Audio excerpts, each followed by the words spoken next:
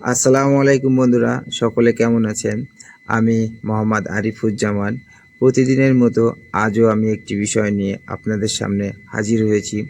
আমার আজকের আলোচ্য বিষয় উম্মত ওহীর বরকত থেকে কেন বঞ্চিত হয়।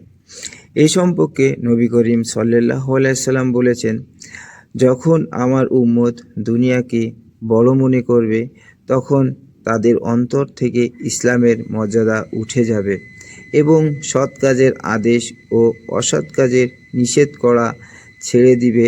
তখন তারা ওহীর বরকত থেকে বঞ্চিত হয়ে যাবে।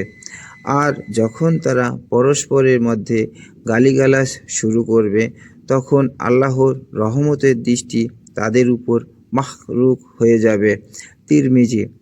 ইসলাম এবং মুসলমানদের উন্নতির জন্য আমরা সকলেই সচেষ্ট, কিন্তু বর্তমানে আমরা যে পন্থা অবলম্বন করছি সেটা শুধু আমাদের অধঃপতনের দিকে নিয়ে যাচ্ছে।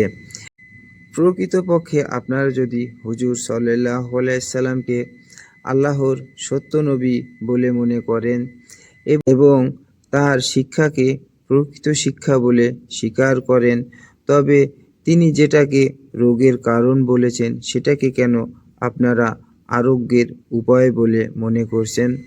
তো বন্ধুরা, আসুন আমরা নবীজির তরিকা অনুযায়ী চলি এবং নবীজি আমাদেরকে যেটা বলতে বলেছেন সেটা বলি, যেটা বলতে নিষেধ করেছেন সেটা করি এবং নিয়মিত ৫ ওয়াক্ত নামাজ পড়ি এবং আল্লাহর পথে চলি।